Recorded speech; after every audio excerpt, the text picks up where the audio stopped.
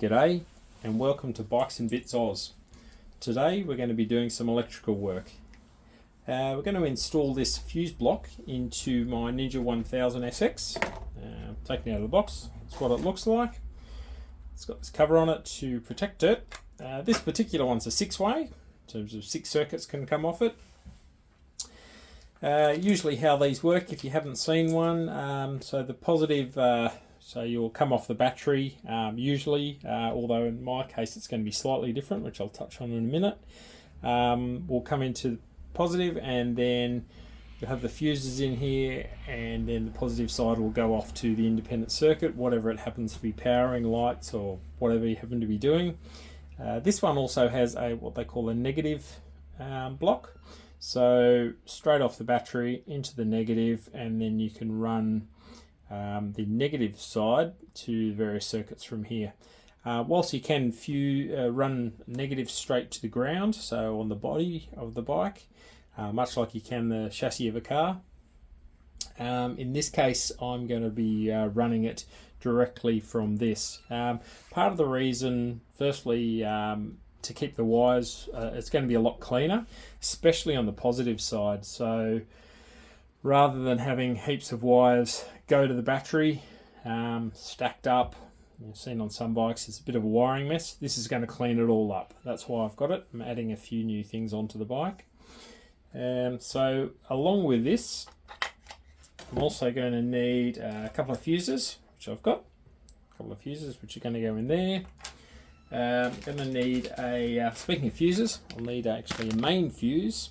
So this will go, basically cut this, I'll show you how this works. You cut this wire, this will connect directly to the battery. And as I said, usually you'd have it connecting to this positive terminal. In my case, I'm not going to be. I'm going to actually be using a relay. So this is a 12-volt relay. What this will allow is when the bike is off, this fuse block will not be energized. So this relay will disconnect the power running from the positive battery through this fuse to here, so then it'll be off, and only when the bike's on will it allow power to go through to this fuse block. This particular relay actually has an extra pin. I think it's called the double throw. You'll see why I'm doing that later on. Alright, there's going to be some other things, cables and protectors and stuff, but I'll show you those as I go. Right, let's go up to the bike. Okay, so we're having a look at the insides of bike at the moment. I've just taken the 2 seats off. So obviously battery here, and what we need to be fitting in is the fuse block, which is pretty big. And as well as that, I'm going to have this little black box which is going to contain the relay, and you're probably thinking, well, why have you got it so big? Well, it's going to make sense later on in some other videos. I should say my intention is to use this black box to hold the relay, and there's going to be some other relays in there, but depending on how we go for sizing, it could be an issue. I have seen on YouTube a number of other sort of switch blocks that have all the relays built in and things like that. There's one that's got 4 points and it's got the wires already coming out of it. The issue with that one is it's max 20 amps, so I did actually look at it. Total is 20. I think it might be 5 amps per circuit. I'm not 100% sure of that, but I do know it's max 20. And the issue with that, you'll see in later videos, I'll be exceeding that, definitely the 5 amps per circuit. So I didn't want to use that, and you know, if depending what you're putting on. So this will be a bit of the more traditional way of doing it. Just takes up a bit more room, but we'll work it out. So firstly, I'm just going to take this bracket off, give us a bit more room. I'm going to try test fitting things in, where they're going to work, things like that. Currently, all I've got attached to the battery is my charging cable, my battery charger tender thingy. And even that, you can see it sort of makes a bit of, not too much mess, but I'm going to be cleaning that up. And that's the bit of the intention behind it. we'll go.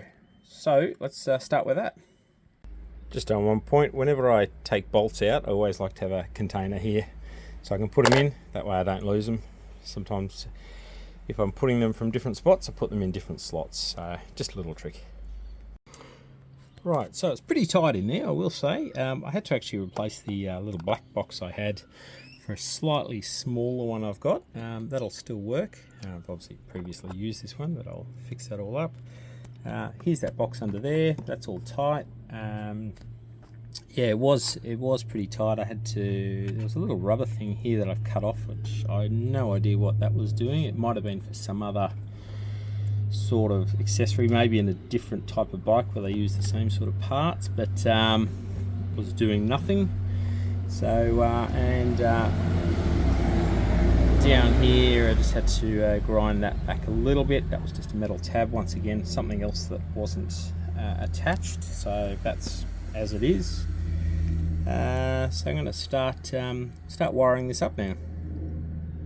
Just a point to note, most people are probably familiar, the bike has a few accessory plugs. I've used two of them up the front myself, or one there for the heater grips and one for the my 12-volt socket. There's also one at the back here, so that just clips into there. It's a switch 12 volts, so it only comes on when the bike's on. So I'm actually going to tap into this wire, which is the positive, which will act as my relay starter, so then the switch block will come live when the bike's on. Okay, I finished wiring this up. You can see the two boxes in there. So the way the power works, coming off the positive, straight into the relay. Now when the bike's on, the relay gets triggered by the accessory over here, which I've wired into. It's just a little red wire you can see here that runs into that fuse, into the relay. There's a negative coming off that relay as well, which comes up here and goes to that. And because that's actually grounded there and all the way back to here, that turns on. Then the power then comes through this lead, which runs into the positive of the fuse box. That's how that works. Now I did mention there was a dual throw relay in there, so when the bike's off, there's actually a circuit that's open, which is for charging my battery. So when that needs charging, so that will still allow a circuit to go through to the battery through this relay when the bike's off, but when it turns on, it flips it. That is no longer live, so to speak, because the relay's tipped the other way and it's powering this. Alright, stay tuned for additional videos where I add some additional accessories that'll actually use these fuses and the circuits. If you like this content, feel free to like, subscribe, and we'll see you on the next one. Cheers.